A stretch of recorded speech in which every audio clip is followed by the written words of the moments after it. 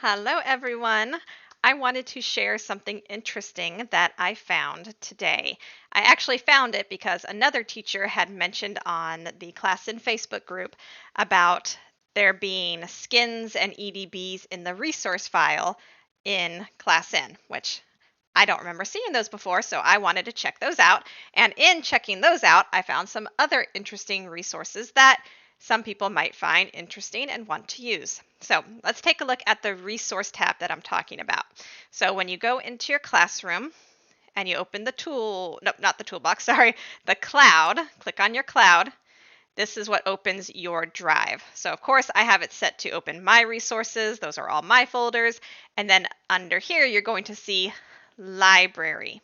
So you're going to click on the library, and then there's some user manuals, tips.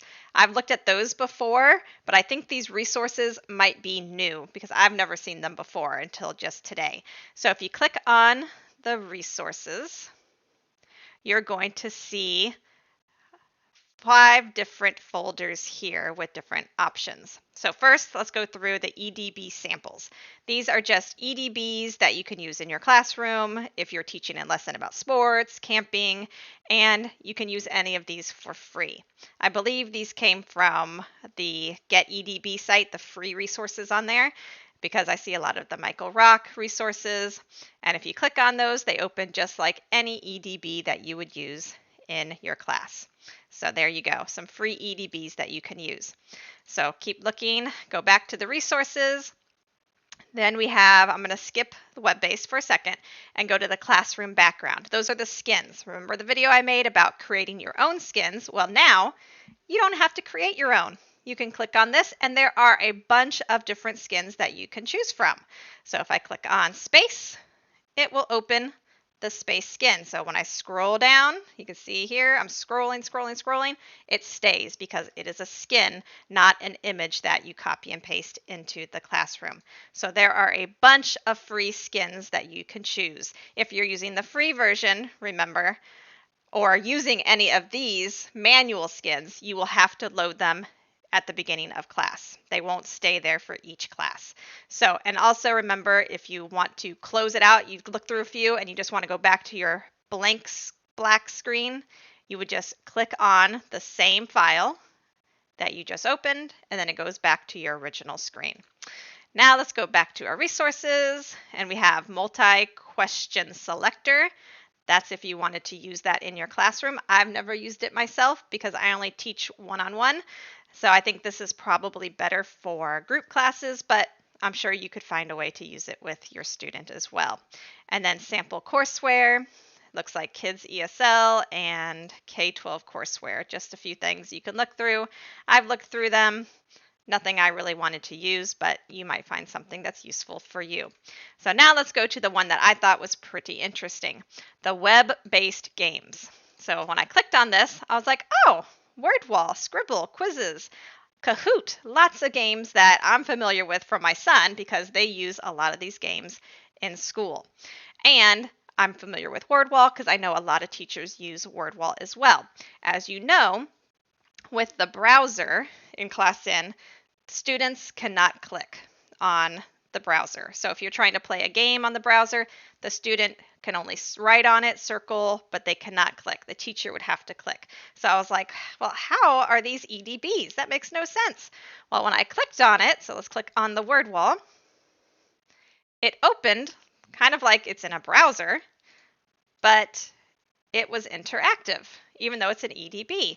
And I could type my name and hit start, and then I can play the word wall game. But then I thought, well, how does that work with a student on a tablet?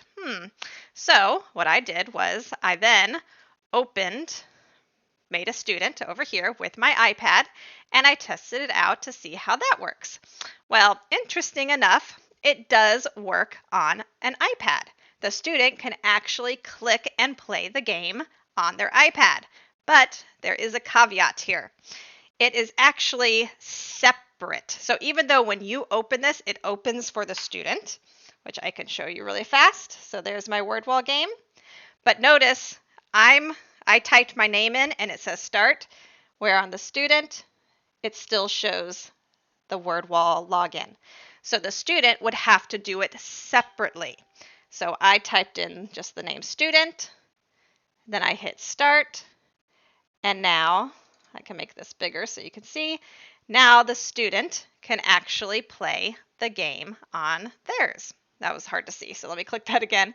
So I click game, and now even though my screen still shows the start button, my student on an iPad, I'm on my iPad, and I did not even give permissions, so permissions are off, they can actually play the game. But I cannot see what they are doing. So that's a negative. So this might be something like if you had an extra 5 minutes at the end of class, you could do a game with them and they could play on their iPad. They also cannot exit out. So the exit button only works if the teacher clicks on it. So pretty cool, but also has a lot of limitations because it's kind of pointless for me to play a game with a student where I can't even choose the game they're playing and I can't see what they're doing. So, but I did find something else interesting. So it's very similar for all of these games. Again, you can open it, but the student has to type everything separate on their screen and you cannot see it. But there is a way to make Kahoot work a little bit better where you can actually see what they are doing. There is a video that gives you instructions up here how to do it. I already made a Kahoot game, just a really quick 2-question, just to show you how it works. So how it's going to work in the classroom is first, you would have to open Kahoot in your browser. So I'm opening my Kahoot. I already have it saved here, and I've already logged in. So I made my game. If you're not familiar with Kahoot, you can go in there and test it out. I'm just using the free version right now. And I have my game just called Fruit and Vegetables. So I open that and I hit start. And again, my student can see all this, but they can't click because this is the browser tool. I'm going to choose my classic mode. And then it's going to generate a pin. Here we go. So I'm going to split my window. I'm going to do the split screen. So I'm going to put this on this side. So again, my student can see this. And then I'm going to open Kahoot in my library resources. And this is the one that the student can click on. So I'm going to put this over here. So now both me and the student can see my Kahoot on the left and the Kahoot on the right. So here, again, the student has to type separately. So I would have to tell my student, type this number into your game pin. I'm not going to do it on my side because I'm not playing the game, but I might just type it so the student can see. 2168986. So now, here's my student. They're going to type in the number on theirs. So let me do that really quick. 2168986. And now I'm waiting for players. I need a name, so I'm just going to type in the word student. And there we go. Now I can see that my student has entered the pin and their name, and they are ready to play the game. Again, I'm not going to do anything on my side because I don't want to play with my student. But I also can't cover this because if I do, the student cannot see the game board. So I'm just going to go pop up here and I'm going to start the game. So they're seeing this, but their game board is going to show where they answer. So my question is, what is this?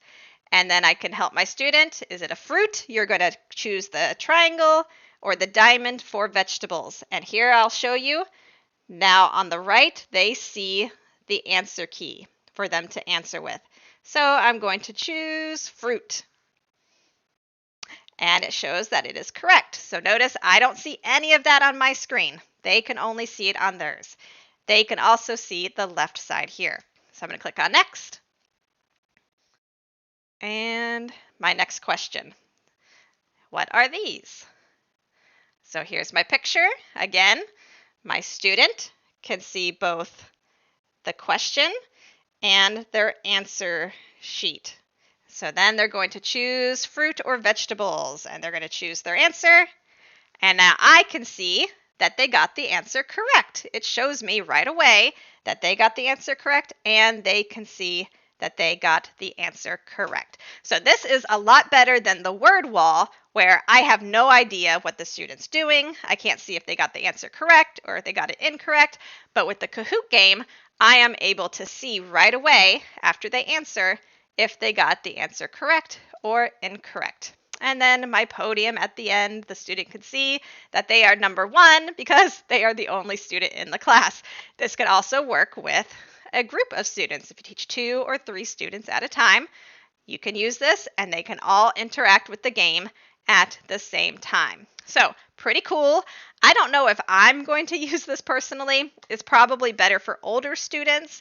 I teach a lot of younger students that would probably have a hard time understanding how to type in the numbers using an iPad, typing in their name. So I would recommend using this with students that you know are capable of doing that on their own without parent help, because not all of our younger students have parents with them. So pretty cool.